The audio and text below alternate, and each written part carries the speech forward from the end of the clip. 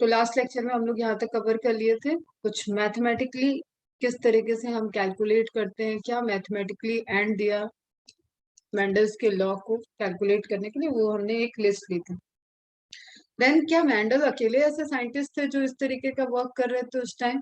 नहीं, ठीक है, वर्क चल रहा था, जेनेटिक्स और इवोल्यूशन दोनों पे वर्क चल रहा था, जिसमें मेंडल तो पहले साइंटिस्ट ही नहीं थे। तो साइंटिस्ट में जो सबसे आगे इस वर्क को कर रहे थे दैट इज कॉल र्यूटर। नाम पूछा जाता है, ध्यान रखना, J Koelreuter. Okay, Koelreuter Germany के थे। Conducted hybridization experiment on tobacco plant. Okay, Knight and Goss performed hybridization experiment on garden pea.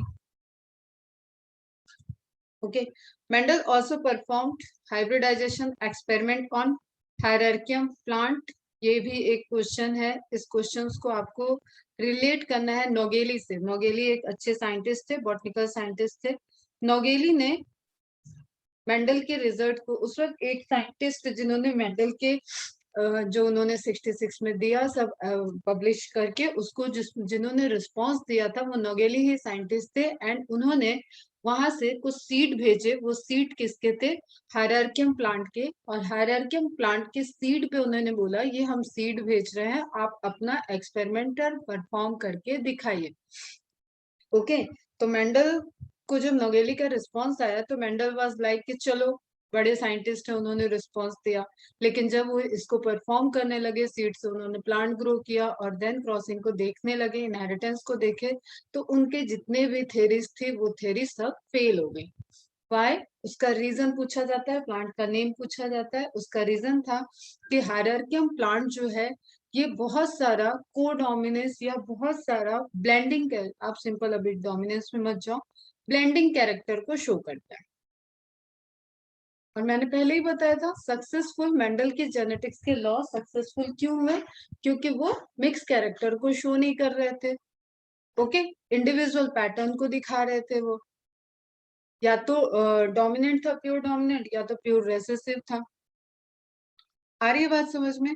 तो उस वक्त मेंडल को जो नोगेली ने भेजा उससे उस पे परफॉर्म करना एक्सपेरिमेंट उनके लिए पॉसिबल नहीं हुआ था, उनके लॉज वहां पे फॉलो नहीं हो रहे थे।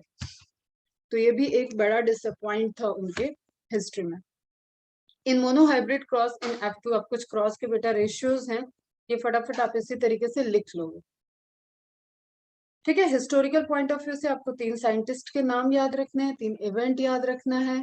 कॉल र्यूटर का भी सुन लो कि क्या इनकी प्रॉब्लम थी। ये मल्टी कैरेक्टर को एक साथ देख रहे थे, मल्टी कैरेक्टर का इनहेरिटेंस पैटर्न देख रहे थे, तो बहुत सारा उसमें कॉम्बिनेशन बन रहा था, क्लियर रिजल्ट इनको नहीं मिल रहे थे। ऑल्दो ही वाज साइंटिस्ट, ये साइंटिस्ट थे। नाइट एंड गैस भी साइंटिस्ट थे और ये गार्डन पी पे ही कर रहे थे, लेकिन प्रॉब्लम वही है कि सभी मल्टीपल कैरेक्टर को देख रहे हैं। और मेंडल ने जो सिंबल किया वो है one character at a time और 2 कैरेक्टर 3 कैरेक्टर, लेकिन वो फोकस कर रहे थे एक कैरेक्टर के कंट्रास्टिंग पेयर पे। ओके, तो ये कुछ चीजें आप याद रखोगे, डायरेक्ट क्वेश्चन हैं सब। इन monohybrid cross in F2 generation homozygous ratio heterozygous homozygous का रेशियो 1:1 है। अब ये सब आप मैच कर लोगे जो ऑलरेडी दिया हुआ है। इन डाई हाइब्रिड क्रॉस, स्क्रीनशॉट लो और सभी को आप देख लो मैथमेटिकल, आराम से देखना। प्योर होमोजाइगस प्लांट कितने हैं? 2।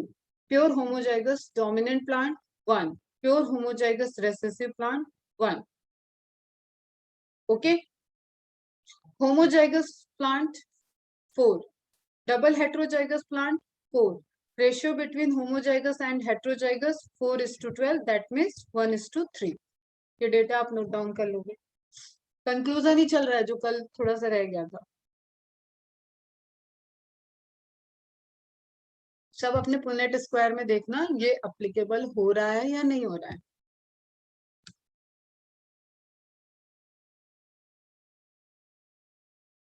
अगर कुछ भी ना हो, कुछ भी लगे, मैसेज करो, पूछो, उसको देखेंगे। डबल हेट्रोजाइगस मीन्स दोनों डाई हाइब्रिड जीन आपने लिया ना, तो वाई वाई आर आर जब ले रहे हो तो वाई भी हेट्रोजाइगस में है, आर भी हेट्रोजाइगस में, दैट इज डबल हेट्रोजाइगस। आपने ऐसे लिखा, ठीक है। अच्छा, सीक्वेंस को लेके, अल्फाबेट को लेके बहुत रिजिड नहीं होना है, दिस इज गिवन। बट आपको जब एक्सपेरिमेंट देगा और उसमें स्मॉल वाई को अगर डोमिनेंट कंसीडर करने को कहा है तो तुरंत आपको एक्सपेरिमेंट क्वेश्चन के अकॉर्डिंग ही आंसर करना। तो you have to be very careful in reading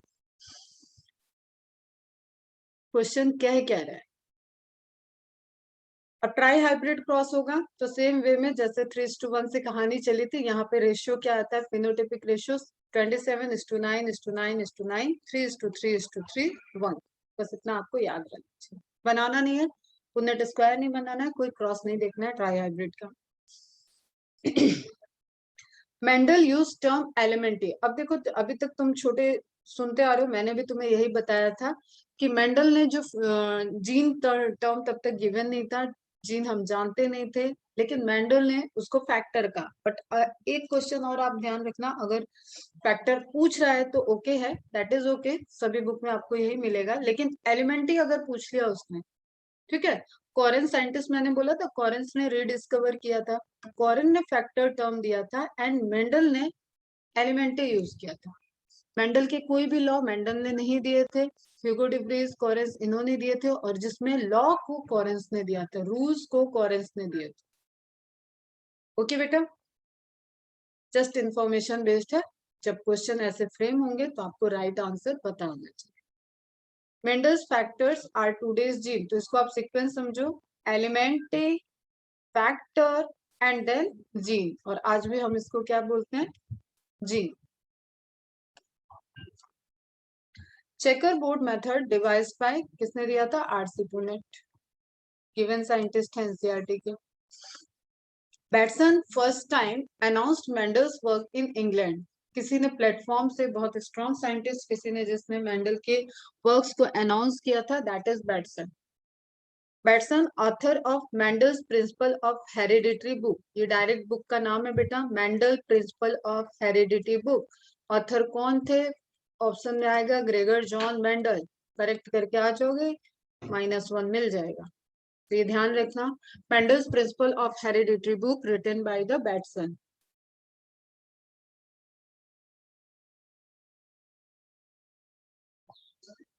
published in 1909। When a dwarf pea plant treated with gibberellin, अब आ जाओ पीजीआर्स पे, पीजीआर्स पे आ जाओ। प्लांट ग्रोथ रेगुलेटर, कुछ याद आ रहा होगा जिब्रेलिन का नाम।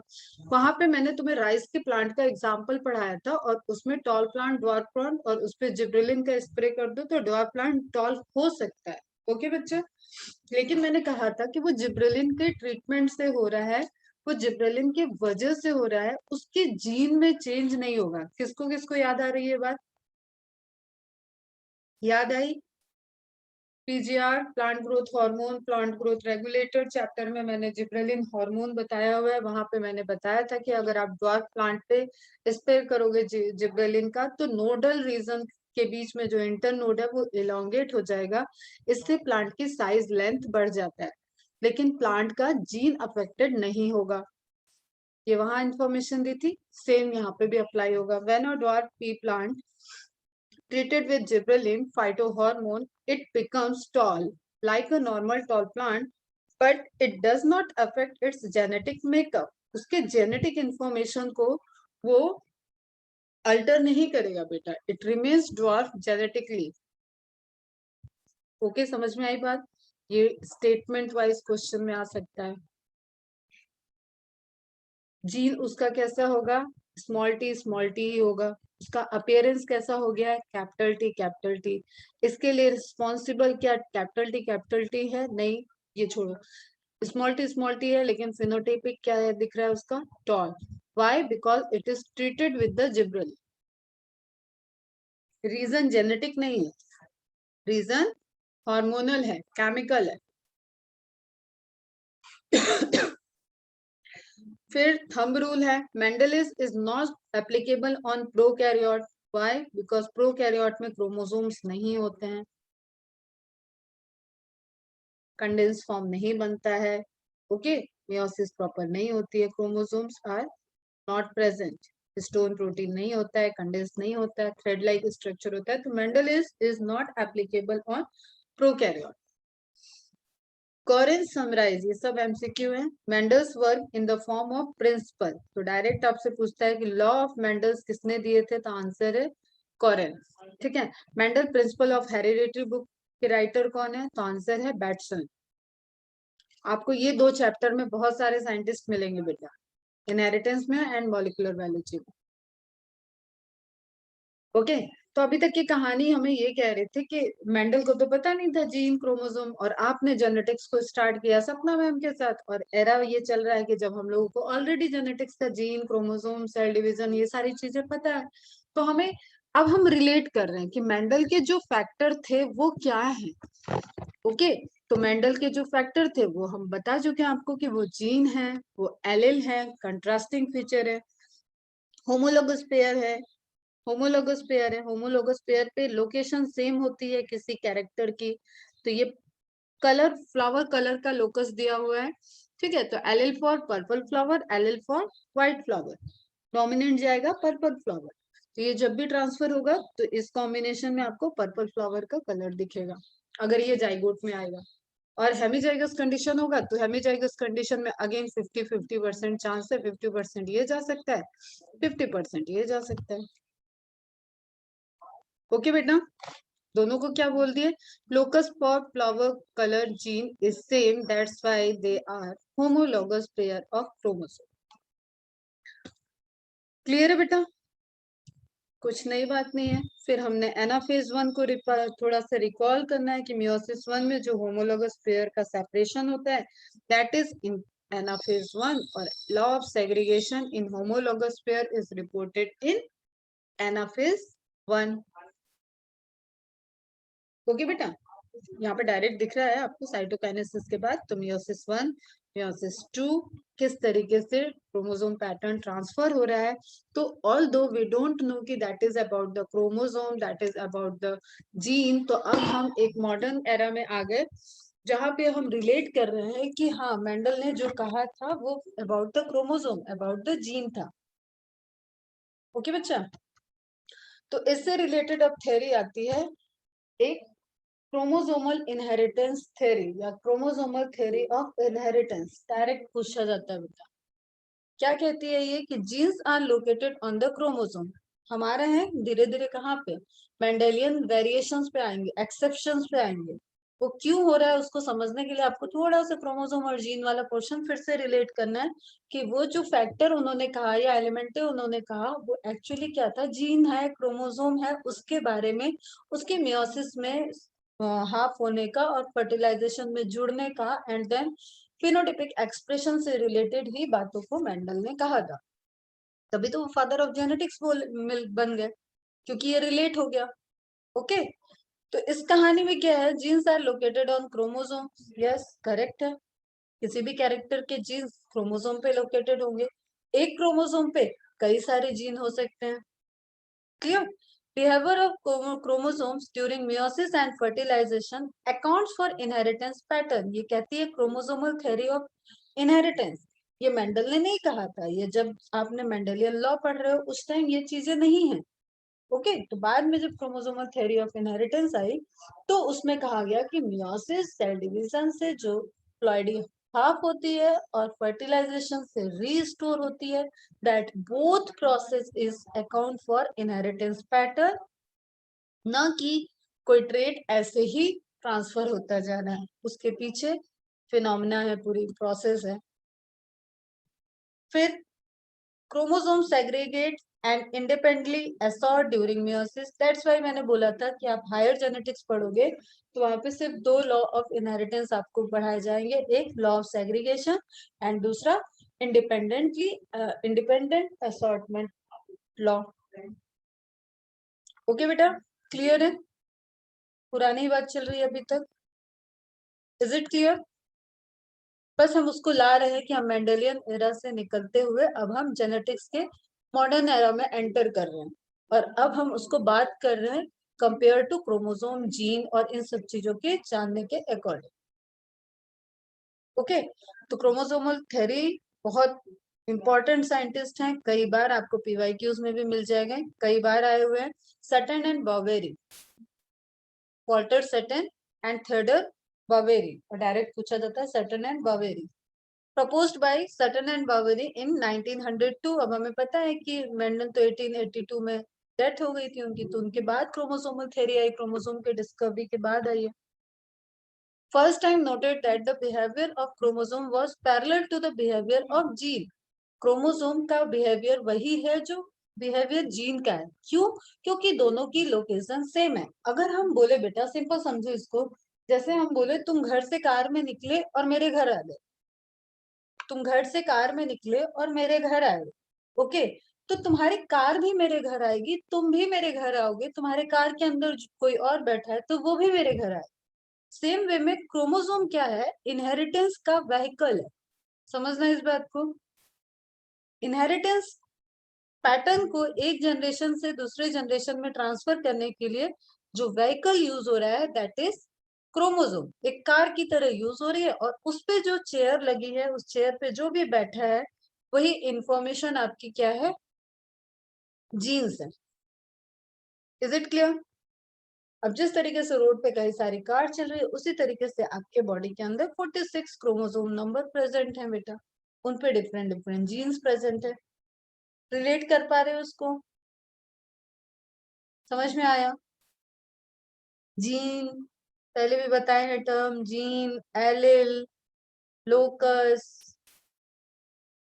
देन क्रोमोसोम, सब आपको एक के ऊपर ही क्रोमोसोम पे ही दिख रहा है, और ऑल अबाउट द डीएनए जो आपने पढ़ रखा है बायोमोलिक्यूल में, उसी की कहानी चल रही है। Very good. They used chromosome movement to explain Mendel's law. Chromosome के मूवमेंट को, क्रोमोसोम के ट्रांसफर के पैटर्न को देखना और उससे वो मेंडेलियन लॉ को रिलेट करना। क्लियर है बेटा? अब इन कहानी को यहीं पे रोकते हैं, बाद में बात करेंगे इस पे। अब कुछ देखते हैं कि हाँ, जब आपको क्रोमोसोमल का नॉलेज आ गया, जब आप कुछ पैटर्न स्टडी कर रहे हो, तो क्या हर जगह मेंडल्स के लॉ फॉलो हो रहे हैं? तो मिलता है कि नहीं, बहुत जगह लॉ फॉलो नहीं होते हैं। तो उन्हीं कैटेगरी में हम देखेंगे लॉ ऑफ इनकम्प्लीट डोमिनेंस, एक minute, law of incomplete dominance, law of pleiotropy, law of interaction of genes and linkage. अभी तक की कहानी जो थी उसमें हमें कुछ चीजें ध्यान में बिल्कुल रखनी है कि क्रोमोसोम क्या है मेंडल को नहीं पता था, जीन क्या है मेंडल को नहीं पता था, पैटर्न ऑफ इनहेरिटेंस क्या होता है वो भी मेंडल को नहीं पता है, and in fact he don't know about the crossing over, मतलब मियोसिस की जो स्टेप्स है मियोसिस 1 की, उसके बारे में नहीं पता था। He don't know about the linkage, कि how gene 1 is linked to gene 2 on a same chromosome. अगर जीन 1 जीन 2 G2 एक दूसरे से जुड़े हुए हैं, तो आप सिर्फ जीवन को लेकर ट्रेवल नहीं कर सकते हो, आपको जीवन और G2 दोनों को लेकर ट्रेवल करना पड़ेगा। आ रही बात समझ में? क्लियर है? तो ये सारे फिनोमेना तब तक नहीं थे। ओके, अब हम लोग वन बाय वन देखते हैं कि ये होते क्या क्या है। तो फर्स्ट हम लोग देखेंगे थोड़ा सा डोमिनेंस। डोमिनेंस समझ में आ चुका है ना? डोमिनेंस, डोमिनेंस मतलब कंप्लीटली डोमिनेट। वो कैपिटल टी हो या कैपिटल टी स्मॉल टी, सिर्फ उसकी प्रेजेंस ही काफी है और वो कंप्लीट डोमिनेंस को शो करेगा। ये मेंडल के लॉ कह रहे थे। ओके बेटा, तो एक्सेप्शंस ऑफ मेंडल लॉ में हमें पहला जो मिलता है दैट इज इनकम्प्लीट डोमिनेंस। आपके या किसी भी एनिमल प्लांट के अंदर जो जीन्स हैं, जो क्रोमोसोम्स हैं, ऐसा बिल्कुल भी यूनिवर्सल नहीं है। इसलिए मैंने बोला था लॉ ऑफ डोमिनेंस के बहुत सारे एक्सेप्शंस हैं। ऐसे जीन्स नहीं प्रेजेंट हैं जो कि आपके शो करे कि हाँ हम प्रेजेंट हैं तो हमारा ही कैरेक्टर दिखेगा, मतलब प्योर कैरेक्टर दिखेगा। तो ब्लेंडिंग ऑफ कैरेक्टर्स दिखते हैं अपने चारों तरफ, आप देखोगे तो ब्लेंडिंग ऑफ कैरेक्टर दिखते हैं, जिसमें आपको सबसे ज्यादा इनकम्प्लीट डोमिनेंस और को डोमिनेंस का इफेक्ट दिखेगा। ओके, जैसे यहाँ पे देखो इमेज दिया है, रेड वाला था complete dominant plant, red flower, and white flower आपको दिख रहा है कंप्लीट रेसेसिव। लेकिन जब आप आर बना रहे हो, it is not complete red. पेंडल का क्या कहना था कि it should be complete red. समझ में आए बेटा? F1 जनरेशन में मेंडल का कहना था कि आर अगर आएगा, पैटर्न देख रहे हैं हम यहाँ पे, कलर को लिया, कलर को रिप्रेजेंट किया है कैपिटल आर से और स्मॉल आर से। ओके, तो capital R homozygous dominant condition में है तो वो पूरा कंप्लीट रेड दिख रहा है। ओके, कोई दिक्कत नहीं है।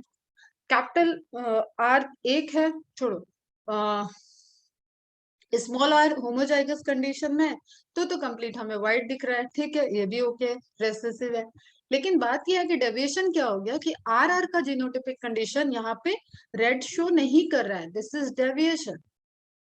इसका मतलब ये जो आर जीन था, अब समझो यहाँ पे बात को, ये जो आर जीन था ये कंप्लीटली रेड शो करने के लिए इसको मदर वाला भी आर होना चाहिए, फिर फादर वाला भी आर होना चाहिए। मेंडल क्या कह रहे हैं कि मदर और फादर में से एक जो स्मॉल वाला है वो बिल्कुल ही काम नहीं कर रहा है, उनका कहना है ये। समझ में आई बात? समझ में आई यहाँ तक बात? और कैपिटल आर वाला फुल्ली डोमिनेंट है। अब ये पूरा का पूरा सप्रेस था F1 जनरेशन में, बट यहाँ पे क्या दिख रहा है कि कंप्लीट रेड के लिए दोनों को आर आर होना पड़ेगा, वो तो ठीक है। अब जैसे जस्ट सपोज दो लोग मिलके किसी काम को कर रहे हैं और एक को किसी छोटे बच्चे से, एक दो बढ़िया एडल्ट लोग मिलके काम कर रहे थे और एक को हटा के छोटा बच्चा लगा दिया गया, तो दोनों की प्रोडक्टिविटी में चेंज आएगा। इसकी प्रोडक्टिविटी जस्ट सपोज कोई काम ये 2 दिन में खत्म करने वाले थे, अब वो आराम से 6 दिन तक जा रहा है। मैं एग्जाम्पल दे रही हूँ ऐसे कि ताकि तुम रिलेट कर दो इसको। समझ में आ रही है बात? हमको तो वो टर्म में ही दिख रहा है कि इनकम्प्लीट डोमिनेंस क्या होता है, को डोमिनेंस क्या होता है, तुम टर्म से समझ जाओगे, इतनी बायोलॉजी पढ़ी है तुम लोग। बट वो जीन जीन के बेसिस पे समझो, एंड देयर इज जीन, इसलिए यहाँ पे बहुत सारे प्रोटीन के फॉर्मेशन होंगे, एंजाइम्स के फॉर्मेशन होंगे, मेटाबॉलिक पाथवे चलेगा। सेल को पूरा बैकग्राउंड में रखो अपने दिमाग में, सेल के ऑर्गेनेल कैसे फंक्शन कर रहे हैं, केमिस्ट्री वहां पे बायोकेमिस्ट्री कैसे चल रही है, वो सब चलता रहता है। ओके, क्लियर है तो अच्छी बात है, समझो। आगे सुनो ध्यान से। तो कैपिटल आर ही जब मिल रहे थे तो कंप्लीट डोमिनेंस को शो कर रहे थे, लेकिन कैपिटल आर आया तो इसने अपनी तो पूरी एफिशिएंसी लगा रखी है, लेकिन इसकी एफिशिएंसी वाला जीन तो गायब हो गया बेटा, रिप्लेस हो गया। तो जो छोटा वाला है वो इसको पूरी तरीके से सप्रेस नहीं कर, ये पूरी तरीके से सप्रेस नहीं कर रहा है। ओके, तो ये व्हाइट, ये रेड, एंड रिजल्टेंट आपको क्या दिखा? पिंक। अब ये आपने बहुत कलर एक्सपेरिमेंट किया होगा, कोई क्राफ्ट बनाते वक्त रेड लिया उसमें व्हाइट डाला तो आपको पिंक कलर दिखता है, और लाइट करना है और व्हाइट ऐड कर दो, और डार्क करना है और रेड ऐड कर दो। वो पॉलीजेनिक में हम जा रहे हैं, तो मैं पॉलीजेनिक अभी नहीं समझ रहा हूँ, तो देखो यहाँ पे बस इतना समझो कि दो जीन मिलके एकदम ब्राइट रेड कलर को दिखा रहे थे और दो जीन सप्रेस थे पूरी तरीके से तो व्हाइट कलर थे, लेकिन एक जीन भी बड़ा प्रेजेंट है कैपिटल वाला, तो वो रेड वाले को रिप्रेजेंट कर रहा है और स्मॉल वाला भी अपने को एक्सप्रेस कर रहा है। This is the incomplete dominance. आगे बात समझ रहे हैं? फिर को डोमिनेंस कैसे हो गया? जैसे देखो यहाँ पे ये एक लाइट कलर की काऊ है, एक डार्क कलर की काऊ है, बहुत सारी तुमने इर्द गिर्द काऊ को घूमते हुए देखा होगा जिसमें पैचेस दिखते होंगे, मुर्गे देखे होंगे, मुर्गे में फेदर के पैचेस होते हैं, ठीक है, कई सारे बर्ड्स होते हैं उनमें पैचेस होते हैं, तो वो क्या हो रहा है वहां पे बेटा? समझो, वहां पे बहुत सारे जीन हैं जो कलर के लिए, बहुत सारे नहीं होंगे, वहां पे जीन ऐसे हैं जो कलर के लिए रिस्पॉन्सिबल हैं और वो एक दूसरे के साथ ही दिख रहे हैं, तो कोडोमिनेंस आ जाता है। ह्यूमन के अंदर कोडोमिनेंस का एग्जांपल बताओ फटाफट, पढ़ाया हुआ है। कोडोमिनेंस जीन का एग्जांपल इन ह्यूमन।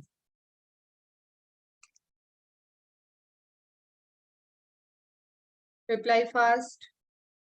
आ रहा है तो बोलो, नहीं आ रहा है तो बोलो कि नहीं आ रहा है, कोई दिक्कत नहीं। नहीं आ रहा है? ब्लड ग्रुप सिस्टम कुछ याद है? Multiple gene, ABO blood group system. चलो यहाँ पे एग्जांपल में हम बताएंगे। तो उसमें आप जब ए बी को देख रहे थे तो ए बी से सप्रेस नहीं हो रहा था, ए बी अगर दोनों रिसेप्टर्स प्रेजेंट हैं तो आरबीसी पे आप उसको बोल रहे थे ए बी ब्लड ग्रुप। तो ए और बी एक दूसरे से सप्रेस नहीं होते हैं, दोनों साथ साथ एक्सप्रेस हो रहे हैं, तो ए बी ब्लड ग्रुप जो है वो कोडोमिनेंस का एग्जाम्पल है, and ABO blood group system is the example of multiple gene. Okay, अब यहाँ पे कुछ एग्जांपल्स है बेटा, वो डायरेक्ट क्वेश्चंस हैं आपके, जितना इच्छा एग्जांपल याद करो, बहुत टाइम के बाद एग्जांपल्स आए हैं, उनको याद करो और नंबर पाओ। Not all alternative alleles are fully dominant or fully recessive in heterozygous. दोनों अल्टरनेटिव एलिल जैसे आर देखा अभी हमने, तो हम ये कह रहे हैं नहीं ये फुल्ली डोमिनेंट है, नहीं ये फुल्ली रेसेसिव है। थोड़ा हम फास्ट बोलेंगे, नहीं समझ में आए तो बताना, नहीं तो ये खत्म नहीं होगा। Some pairs of allele exhibits incomplete dominance. तभी तो वो complete dominance नहीं है। Okay, they produce a heterozygous phenotype. Heterozygote, जब फिनोटाइप आएगा तो जाइगोट आएगा बेटा। जाइगस मतलब genetic information, that is intermediate between that of the homozygous. अब यहाँ पे जो एग्जांपल अभी लिया उसी को देख लेते हैं, इन दोनों के इंटरमीडिएट हो गया आर। Example very very important for the match the column, जो लेंथी क्वेश्चन का पैटर्न आया है यहाँ से डायरेक्ट पूछ लेगा और इसको मैच करना होगा। मिराबिलिस जलापा, साइंटिफिक नेम है, 4 o'clock प्लांट आपका जनरल नेम है। And Antirrhinum majus, snapdragon general name है। डॉग फ्लावर जनरल नेम है, साइंटिफिक नेम क्या है? Antirrhinum majus. Mirabilis jalapa and Antirrhinum majus, 4 o'clock plant and snapdragon dog flower. अभी आपको दिख रहा है, देखो अब यहाँ ध्यान से देखो, ये आपको डार्क कलर के फ्लावर दिख रहे हैं, ये आपको लाइट कलर के फ्लावर दिख रहे हैं, ये यहाँ पे आपको ब्लेंडिंग कैरेक्टरिस्टिक्स दिख रहा है। तो ब्लेंडिंग कैरेक्टरिस्टिक्स आ गई मतलब इनकम्प्लीट डोमिनेंस है। बोलो जय माता दी, बोलो हाँ या ना। समझ में आ रहा है या नहीं भाई? जेनेटिक्स पढ़ाना ना बड़ा चैलेंजिंग काम है। तुम्हारा इंटरेस्ट टूटा तो जेनेटिक्स गई, सिंपल सी थ्योरी समझो। अगर तुमने अपना इंटरेस्ट लूज किया क्लास में तो जेनेटिक्स हाथ से चली जाएगी। एग्जाम क्वालिफाई हो जाएगा फिर भी, क्योंकि एग्जाम ये जो दिए हुए हैं ना रेशियो एग्जाम्पल, इन्हीं से आने वाला है। But you have to learn and understand the genetics.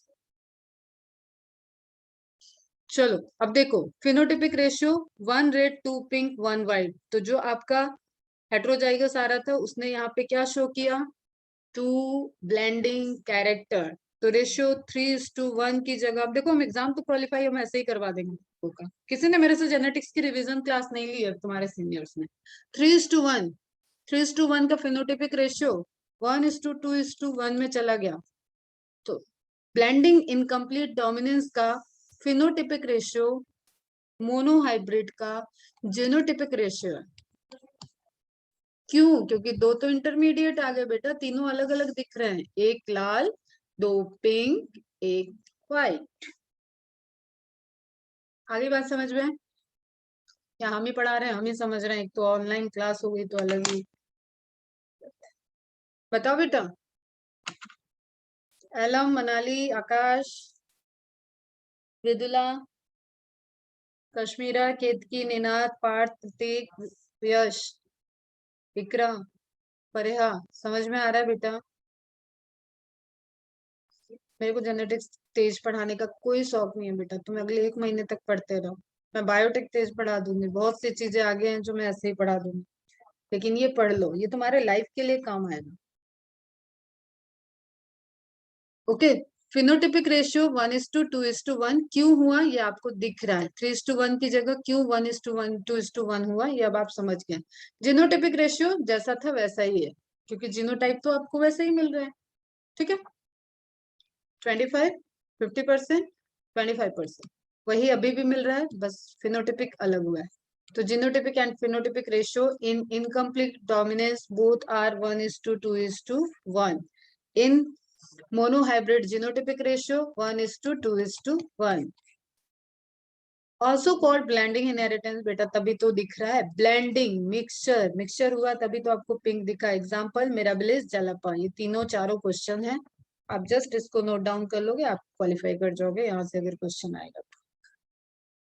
कोई पुनेट स्क्वायर बनाने की नीड नहीं है, कुछ भी करने की नीड नहीं है, सिर्फ आप क्रॉस को समझ लो और नोट डाउन कर लो, कुछ दिक्कत नहीं है। सिंपल मोनोहाइब्रिड क्रॉस है, बस मोनोहाइब्रिड क्रॉस में जो रिजल्टेंट आया वो कंप्लीट डोमिनेंस नहीं है, इनकम्प्लीट डोमिनेंस है, इसलिए all are pink flower, alternate blending flowers दिखे, ब्लेंडिंग कैरेक्टर दिखा। सेल्फिंग कराएंगे तो ऑब्वियसली हेट्रोजाइगस हेट्रोजाइगस के सेल्फिंग कराएंगे तो आपको रिजल्टेंट वैसे ही दिखेगा बेटा, फिर आपको रेशियो दिखेंगे। सेल्फिंग कराते ही आपको रेशियो दिखने लगेगा, जो कि आपको F2 जनरेशन में आपको क्या दिख रहा है, 1:2:1। ओके बेटा, क्लियर है। अब सी पे मत जाना, कलर के लिए मैंने बताया ना जेनेटिक्स की बहुत सारी बुक है, अलग अलग नोटेशन यूज करती हैं, उस पर आपको नहीं जाना है, अभी कंफ्यूज नहीं होना है। CW मतलब colour white, colour red. Okay, CRCW, अब यहाँ पे पी नहीं करते हैं, जेनेटिक्स बहुत कैलकुलेटिव है, यहाँ पे पी नहीं करते हैं। CRCW, इसके रिजल्टेंट हमें पिंक दिखता है, नोन होता है, जो लोग पढ़ते हैं इतने लेवल पे वो जानते हैं। तो अब फिर गैमेट बनाएंगे तो बेटा दो हेट्रोजाइगस पोजीशन है, दो दो गैमेट बनेंगे, CRCW या रेड व्हाइट का आपको गैमेट दिख रहा है, सेपरेट किए हो। क्या आप इसको ऐसे भी लिख सकते हो, RR। अब क्रॉसिंग आप कराओगे तो यहाँ पे बनेगा RR, यहाँ पे बनेगा RR, यहाँ पे बनेगा RR, क्या था ये, RR, करेक्ट, और यहाँ पे बनेगा RR, यही बन रहा है ना। तो आपको दिख रहा है रेसेसिव वाला प्योर रेसेसिव आ गया, दो इंटरमीडिएट आ गया, एक को डोमिनेंट आ गया, और कहीं अंतर नहीं है, सिर्फ आपको क्या दिखा, ब्लेंडिंग कैरेक्टर दिखा। ये जो 3 में चला जाता है ना, ये 3 नहीं गया है, ये 2 में आ गया। F2 जनरेशन में आपको क्या दिख रहा है, ब्लेंडिंग कैरेक्टर दिख रही है। ओके बच्चा, अब थोड़ा सा इंटरेस्टिंग फिनोमेना और बात कर लेते हैं। ऑल पिंक नहीं होंगे क्योंकि कैपिटल आर भी आएगा ना। F2 जनरेशन है बेटा, देखो ध्यान से, F2 generation, this is F2 generation, selfing के बाद इसके आगे सिर्फ समझना है बेटा, इतना नोट्स में आप लिख लोगे तो अच्छी बात है, लिख लोगे तो अच्छी बात है, बट समझना ज्यादा जरूरी है। तो आर को आप गैमेट बनाओगे तो बेटा आर आर आर आर, यहाँ पे RR, यहाँ पे RR, यहाँ पे RR, यहाँ पे RR, तो ये वाला गया प्योर व्हाइट, ये वाला गया प्योर रेड, एंड ये दोनों गए आपके पिंक में। ओके बेटा, तो ये तो लॉ ऑफ सेग्रीगेशन हो ही गया, हमेशा चलता रहता है। सबको समझ में आई बात। F2 जनरेशन में भी फिनोटिपिक रेशियो आपको 1:2:1 दिख रहा है,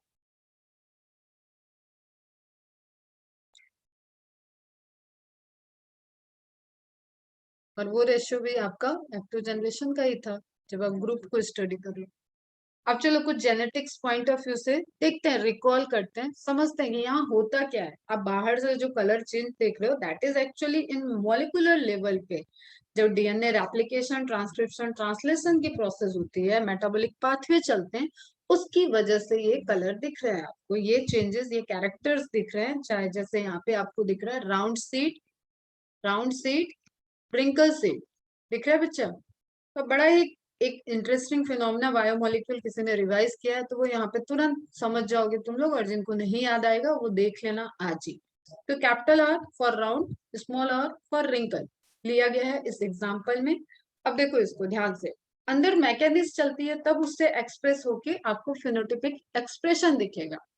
why this is wrinkled P, इसके पीछे थ्योरी क्या है, इसके पीछे थ्योरी ये है कि जब आप सुक्रोज स्टार्च के स्ट्रक्चर को पढ़े हो तो आपने पढ़ा है कि जो मोनोसैक्राइड डाइसैक्राइड शुगर होते हैं उसमें ग्लूकोज की unit amylose, amylopectin, beta 1,4 linkage, ये सब आपने पढ़ रखा है। उस लिंकेज की वजह से वहां पे दो तरीके की चेंज होती है, एक होती है ब्रांच, एक होती है अनब्रांच, और जब दोनों मिलते हैं तो बनता है आपका स्टार्च पॉलीमर। और कोई भी ग्रेन, कोई भी सीड किस चीज में रिच है, स्टार्च में रिच है। ओके बेटा, समझ में आ रहा है।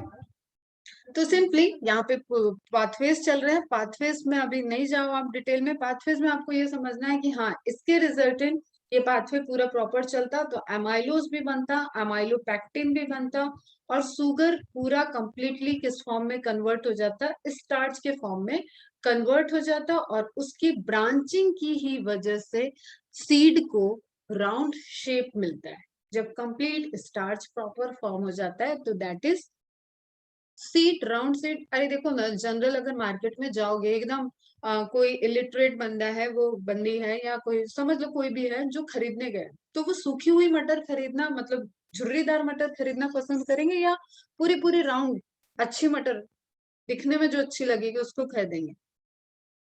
बताओ सोच के। ऑब्वियसली पूरे जो कंप्लीटली राउंड है उसको ही खरीदेंगे। तो उसके पीछे उनको जीन तो पता नहीं है, जेनेटिक्स तो पता नहीं है।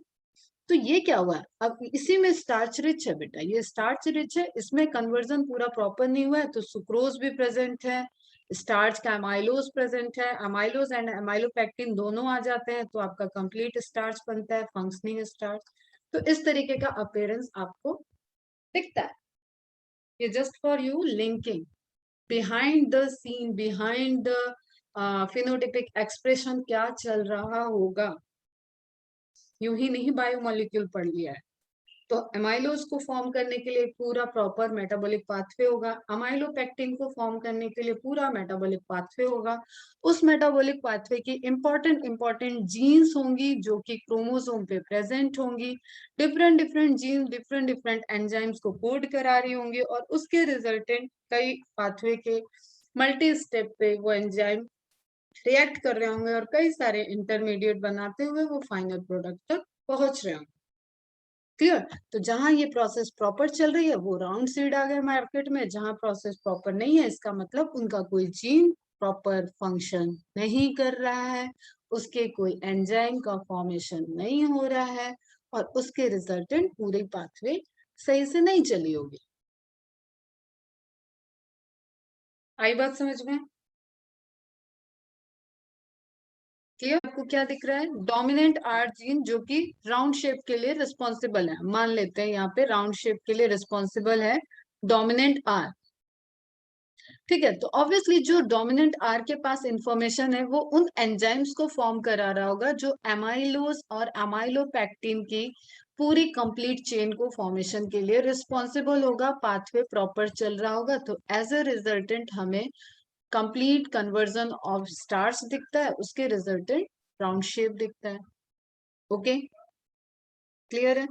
अब ये एंजाइम प्रॉपर वर्क नहीं कर रहा है, तो स्टार्च जो रह गया वो सिर्फ अमाइलोज है, अमाइलोज उसमें ब्रांच रहता है बेटा, सॉरी अनब्रांच रहता है, एंड अमाइलोपेक्टिन ब्रांच स्ट्रक्चर रहता है। 6 कार्बन से ब्रांचिंग पोजीशन से ग्लाइकोसिडिक बॉन्ड बनता है, रिवाइज कर लेना थोड़ा सा बायोमोलिक्यूल। ओके, तो इसमें यहाँ पे एक कहानी लिखी हुई है, एक स्टेटमेंट लिखा हुआ है, wrinkled peas are not just wrinkle, they taste good too, sweet लगेंगे। इसकी इसका आंसर कहाँ है? आपको पता है कि polysaccharides are not sweet in taste, तो यहाँ पे पूरा स्टार्च का फॉर्मेशन नहीं हुआ है, वहां पे ग्लूकोज भी प्रेजेंट है, सुक्रोज भी प्रेजेंट है, सुगर प्रेजेंट है, बेसिकली यू कैन से, तो उसमें सीड का जो टेस्ट आता है वो मीठा आता है। ओके, क्यों आता है वो आपको समझ में आया? अब ये पूरी जेनेटिक्स है, इसको अभी नहीं रुकना है इस पे।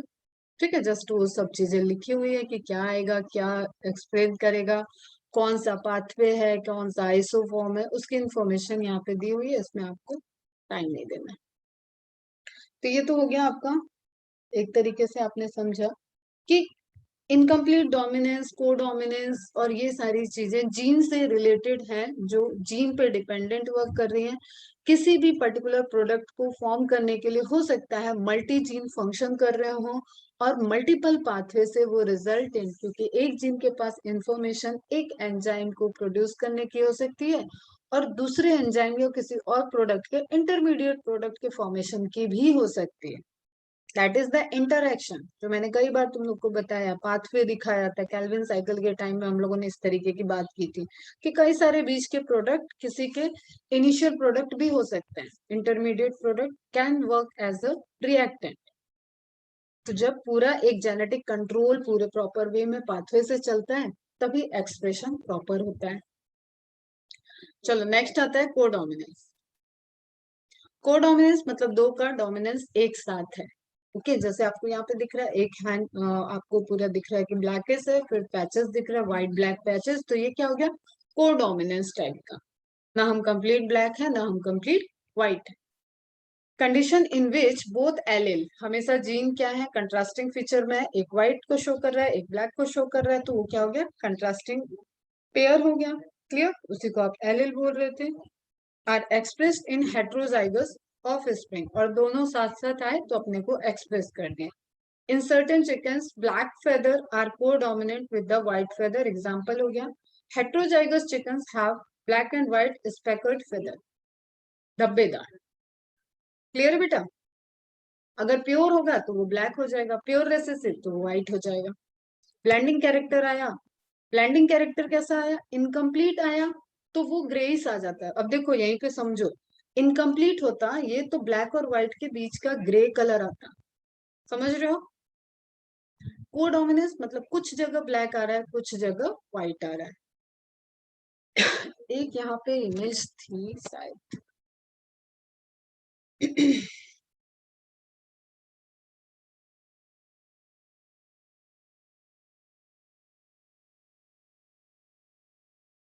देखो ये इमेज देखो तो, ठीक है, और स्टार्टिंग में भी मैंने दिखाया था एक पैचेस वाला, ठीक है। ये फ्लावर का इमेज देखो, ये पिंक नहीं है, ये नई कहानी आ गई, ना रेड है ना व्हाइट है ना पिंक है, क्या है, कहीं रेड है कहीं व्हाइट है, समझ रहे हो बेटा। तो that is related to gene frequency, कोई जीन कितनी फंक्शनली इन्वॉल्व हो पाई है, कितने एंजाइम्स प्रोड्यूस हुए उस पर्टिकुलर कलर के लिए, जो पाथवे चलना था उसमें किस किस जीन ने क्या क्या रोल प्ले किया, उसके रिजल्टेंट दिखता है आपको।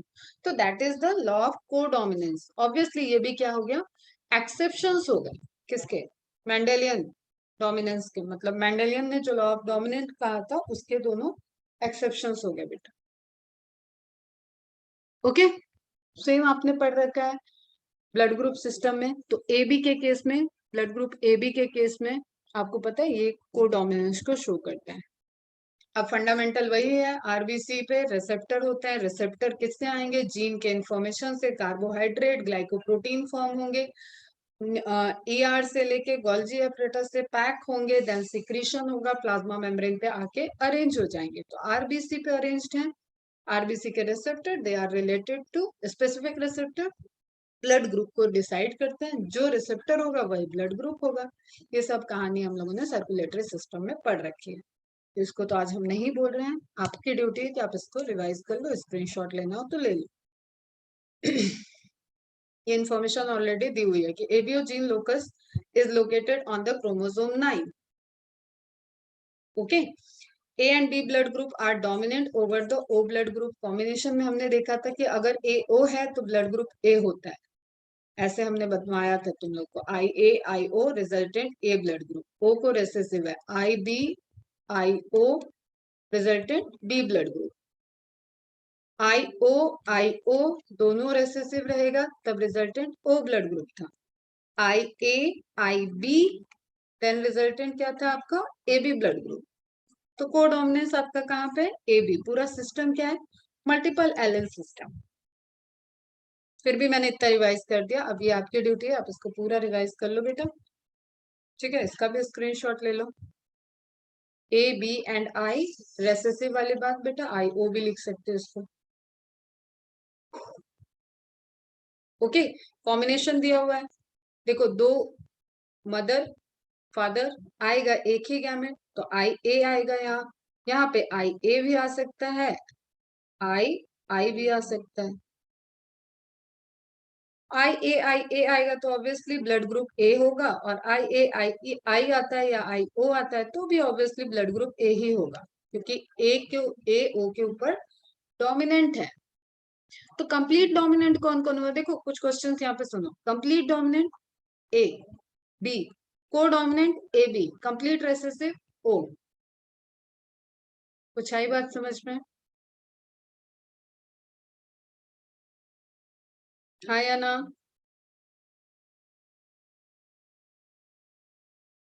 पढ़ी हुई चीजें आनी चाहिए, रिकॉल होना चाहिए बेटा, वेरी गुड। और नहीं रिकॉल हो रहा है तो just take a screenshot, revise from circulatory system. फिर भी नहीं रिकॉल हो तो फ्राइडे सैटरडे जो आप ऑफलाइन मुझसे मिलोगे उसमें 10 मिनट का टाइम निकाल के ये पढ़ लेना मुझसे। IA and B, IB are codominant. Both are expressed if both are present. दोनों present है पेयर में, होमोलॉगस पेयर में दोनों, मतलब जब प्रेजेंट रहेंगे आपके जाइगोट में तो दोनों ही जीन एक्सप्रेस करेंगे। तो एबीओ सिस्टम जो होता है वो होता है multiple allele system. A B जो होता है वो कोडोमिनेंस होता है। ए एंड बी डोमिनेंट होता है, लिखा हुआ है। एंड आई या आई ओ कह लो, दैट इज रेसेसिव। किसी का भी स्क्रीनशॉट ले लो, आपकी इंफॉर्मेशन कंप्लीट होनी चाहिए। तो ए और बी दोनों प्रेजेंट है तो ब्लड ग्रुप ना ए होगा ना बी होगा, ब्लड ग्रुप क्या हो जाता है, ए बी। फिर पॉजिटिव निगेटिव वाला RH फैक्टर था। तो बच्चा अभी देखो, समझो आप, अब तक की जो कहानी आपकी चली उसमें मेंडल क्या कहते थे, कंप्लीट डोमिनेंस को कहते थे कि कैपिटल बी आ गया तो कंप्लीट डोमिनेंस होगा, वो पूरा का कलर ब्लू होगा। ठीक है, कार्टून इमेज है। को डोमिनेंस क्या कहता है कि कैपिटल बी और स्मॉल कैपिटल बी आया तो फिर पूरा ही बी है आपका, ब्लू है। कैपिटल वाई आया तो पूरा येलो है। कैपिटल बी और कैपिटल वाई अगर कलर में आया है तो उसके धब्बे धब्बे आपको दिखेंगे, पैचेस दिखेंगे, और कुछ कहानी नहीं है। दोनों जीन अपने को साथ साथ एक्सप्रेस करेंगे। अब ज्यादा येलो दिख रहा है, ज्यादा ब्लू दिख रहा है, इट इज लाइक कि दोनों में से ज्यादा एक्सप्रेसिव कौन है, जिसकी फ्रीक्वेंसी ज्यादा होगी वो ज्यादा एक्सप्रेस हो जाएगा। इनकम्प्लीट डोमिनेंस क्या कहता है, ब्लेंडिंग कैरेक्टर। ये ब्लेंड नहीं है बेटा ये को एक्सप्रेस कर रहा है। बीच का कलर आपको नहीं दिख रहा है लेकिन पैचेस दिख रहा है। ओके, अब जो हमने आपको पढ़ा है वही एनसीईआरटी में है, आप मार्क कर लो। Experiment on peas were repeated using other traits in other plant. It has found that sometimes the F1 had a phenotype that did not resemble either of the two parent. Mendel कहते थे कि एक parent से resemble होगा, और pure line लेके चले आप तो डोमिनेंट से रिजेंबल होगा। And was in between the two, दोनों के बीच में दिख रहा था। The inheritance of flower colour in the dog flower, Snapdragon और एंटीरेना, मार्क कर लो, इंपॉर्टेंट है species, is a good example to understand incomplete dominance. Okay, pink color वाला कहानी। In a cross between true breeding red flower and true breeding white flower, जो कहानी हमने बताई बेटा वही है। When the F1 was self-pollinated, F2 resulted in the following ratio 1:1। Phenotypic क्या हो गया, एक रेड, एक दो पिंक, एक व्हाइट। 1:2:1, genotypic ratio 1:2:1। एनसीईआरटी में लिखा हुआ है, आपको क्लियर होना चाहिए बेटा। Here the genotype ratio were exactly as we would expect in any Mendelian monohybrid cross, but the phenotypic ratio had changed from the 3:1 dominant versus recessive ratio to 1:2:1.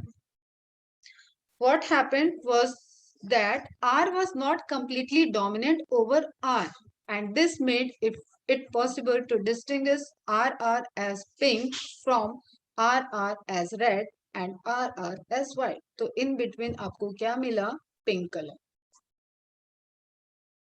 अरे बहुत प्यारी है जेनेटिक्स, आई थिंक कुछ confusion नहीं होगा, बस आप समझो एक के बाद एक, जैसे हम स्टेयर्स पे अप कर रहे हैं ना, तुरंत चढ़ जाओ, समझ में आएगा। पहले की स्टेयर्स की जर्नी आपको क्लियर रहनी चाहिए उसकी। Explanation of the concept of dominance. What exactly is dominance? Why are some alleles dominant and some recessive? Actually में मैंने तुम्हें एक दिन बताया था, जो वाइल्ड हैं, जो प्योर थे, वो आपके डोमिनेंट थे। जैसे जैसे इनमें म्यूटेशन होता गया, number of mutation resulted in the variations, और उससे हेट्रोजाइगस कंडीशन आई एंड प्योर होमोजाइगस कंडीशन आ गई फिर। तो ये म्यूटेंट है। रेसेसिव किसी भी केस का रेसेसिव क्या होता है, म्यूटेंट होता है। एक आपको और क्वेश्चन सॉल्व करते वक्त मिलेगा, पॉजिटिव एंड निगेटिव साइन। तो positive sign used for the dominant लिख लेना, and negative sign used for the recessive. Term नहीं देगा, पॉजिटिव लिख देगा, कैरेक्टर को पॉजिटिव और negative. To tackle this questions we must understand what a gene does. एक जीन क्या करता है। Every gene, as you know by now, contain the information to express a particular trait. इसलिए मैंने थोड़ा सा आज एग्जाम्पल भी बताया, पाथवे से भी रिलेट किया तुम लोग। In a diploid organism there are 2 copies of each gene, आराम से, as a pair of allele, एक मदर से एक फादर से। Now these 2 alleles need not always be identical, जरूरी नहीं है कि वो आइडेंटिकल हो, तो क्या कंडीशन हो जाएगी, हेट्रोजाइगोट। वही capital T, small t, capital R, small r, identical नहीं है। क्लियर है बेटा? One of them may be different due to some changes that, ये changes ही क्या है बेटा, म्यूटेशन है। वाइल्ड से चेंज हो गया, तो चेंज कहां से आया, जीन में ही चेंज हुआ होगा बेटा। That it has undergone, about which you will read further on and in the next chapter evolution में आपको उसके बारे में पढ़ना है। which modifies the information that particular allele contain, एक एलिल के पास कंप्लीट राउंड का इंफॉर्मेशन था, तो वो अल्टर कैसे हो गया, रिंकल पे।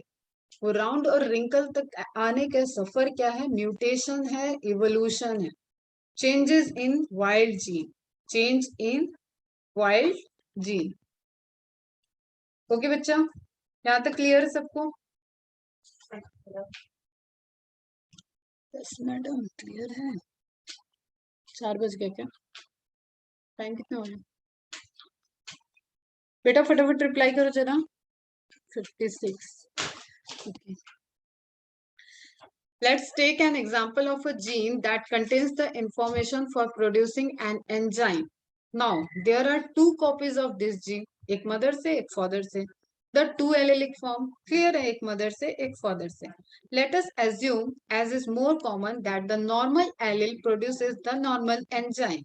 Normal gene, normal allele, क्या कर रही होगी, नॉर्मल एंजाइम प्रोड्यूस कर रही होगी जो किसी पर्टिकुलर रिएक्शन के लिए रिक्वायर्ड है, that is needed for the transformation of a substrate S. Substrate को अपन एस से डिनोट करते थे बेटा, एग्जाम्पल चल रहा है। ओके, क्लियर है? theoretically the modified allele could be responsible for production of, अब बेटा देखो, अगर हम तुम्हें कहें कि ए को प्रोड्यूस करने के लिए जीन था ए, ठीक है, ए प्रोड्यूस हो रहा था जीन ए के फंक्शन के इंफॉर्मेशन की वजह से, लेकिन ए में चेंज हुआ, तो ये चेंज साइलेंट भी हो सकता है। साइलेंट होगा तो किसी से कोई फर्क नहीं पड़ रहा है, साइलेंट होता है मतलब एक कोडॉन में, मैंने तुम्हें अभी कोडॉन नहीं पढ़ाया ना, थोड़ा सा इंफॉर्मेशन दिया है कि एक अमाइनो एसिड को कोड करने के लिए एक से ज्यादा कोड हो सकते हैं। तो अगर जस्ट सपोज कि ऐसा इसका चेंज ऐसा हुआ कि बी बी या ए डैश बना, ए डैश में चेंज जरूर है, कोड का चेंज है, लेकिन वो भी ए को ही प्रोड्यूस कर रहा है, फंक्शन दोनों के सेम थे, तो रिजल्टेंट आपको सेम एंजाइम मिलेगा। तो इस तरीके के म्यूटेशन, आपको म्यूटेशन चैप्टर दूसरा है बेटा, अब इसलिए हम डिटेल में नहीं बताएंगे। तो रिजल्टेंट जो भी हुआ उससे कुछ अल्टर नहीं पड़ा, समझ में आ रहा है? जैसे हम कहें कि ए किसी वर्क को और बी किसी वर्क को सेम तरीके से परफॉर्म करता है, सेम वे में वर्क परफॉर्म कर रहा है, एक दिन ए किया एक दिन बी किया, तो वर्क में कोई चेंज नहीं हुआ, क्योंकि कंडीशन यही है कि दोनों सेम तरीके से हैं, इक्वल हैं। ओके, तो उसी तरीके से ये हो सकता है कि ए में इतना चेंज हो जाए कि एंजाइम प्रोड्यूस ही ना हो, यहाँ पे देखो, तो वो क्या हो गया, पूरी तरीके से नो एंजाइम फॉर्म होगा। एक ऐसा हो सकता है कि टर्मिनेशन कोडॉन बना दे, टर्मिनेट कर दे ट्रांसक्रिप्शन की प्रोसेस को, ट्रांसलेशन की प्रोसेस को टर्मिनेट ही कर दिया, तो सिंथेसिस नहीं होगा। तो ये आपको अगले चैप्टर में पढ़ना है, इसलिए हो सकता है आपको यहाँ पे ज्यादा क्लियर नहीं हो रहा हो बेटा, इस पे हम लेंगे फिर से टाइम। ओके, तो जो आपके ये चेंजेस हो रहे हैं वो नॉर्मल लेस एफिशिएंट एंजाइम को भी प्रोड्यूस कर सकता है, नॉन फंक्शनल एंजाइम को भी प्रोड्यूस करता है, और नो एंजाइम एट ऑल, पूरी प्रोसेस को टर्मिनेट कर देगा तो कोई भी एंजाइम प्रोड्यूस नहीं हो, ऐसा भी हो सकता है। In the first case, the modified allele is equivalent to the unmodified allele. The normal ही है और लेस एफिशिएंट एंजाइम है, मतलब एंजाइम वही प्रोड्यूस हो रहा है लेकिन एफिशिएंसी कम हो गई, तो this is like a silent kind of mutation. Mutation हुआ लेकिन साइलेंटली हो गया, उसका फर्क नहीं दिख रहा है phenotypically. That is, it will produce the same phenotype trait, result in the transformation of substrate S. पहला केस हो गया। Such equivalent allele pair are very common, but if the allele produces a non-functional enzyme or no enzyme, the phenotypic may be affected. अगर जगह उसकी जगह कोई enzyme नहीं produce हो रहा है या एक एंजाइम तो बना लेकिन फंक्शनल नहीं है वो, तो आपका जो प्रोसेस चल रहा था, जो मेटाबॉलिक पाथवे चल रहा था, वो ऑब्वियसली अफेक्टेड होगा। जस्ट ए की रिप्लेसमेंट बी से तभी पॉसिबल है जब ए और बी दोनों इक्विवेलेंट। समझ में आ रही बात? तो सिस्टम एज इट इज चलता रहेगा। ए है ही नहीं तो भी सिस्टम रुकेगा, बी ए के जैसा नहीं है तो भी सिस्टम रुकेगा। आई बात समझ में? चलो आई थिंक 4 बज गए। इसी के साथ बेटा मैं थोड़ा सा आज का लेक्चर यहीं खत्म करूंगी। आप इसको अच्छे से रिवाइज कर लो, बढ़िया से। को डोमिनेंस इनकम्प्लीट डोमिनेंस को देखो, अभी एनसीईआरटी के पॉइंट रह गए, इसको कल कंटिन्यू कर लेंगे। ठीक है बच्चा, ये सब रीड करो, ये तो तुम लोग खुद से रीड करो। एबीओ ब्लड ग्रुप पूरा पढ़ाया हुआ है, ये भी खुद से रीड करो। एनसीईआरटी के पॉइंट है, स्टार्च ग्रेन वाला एक्सप्लेन किया है, कल रीड हम कर देंगे, बट खुद से पढ़ने की कोशिश करो, देन आ जाएगा आपका प्लीओट्रॉफी। ओके बच्चा, चलो बाय बाय। हाँ मैं नोट शेयर कर दूंगी। कल छुट्टी है? क्यों? कोई इन्फॉर्मेशन नहीं है बेटा मेरे पास। चलो आएगी अगर नोटिस कोई छुट्टी होगी तो। कुछ है क्या अगर?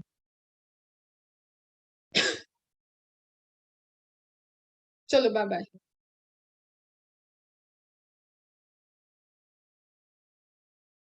बाय बाय बेटा।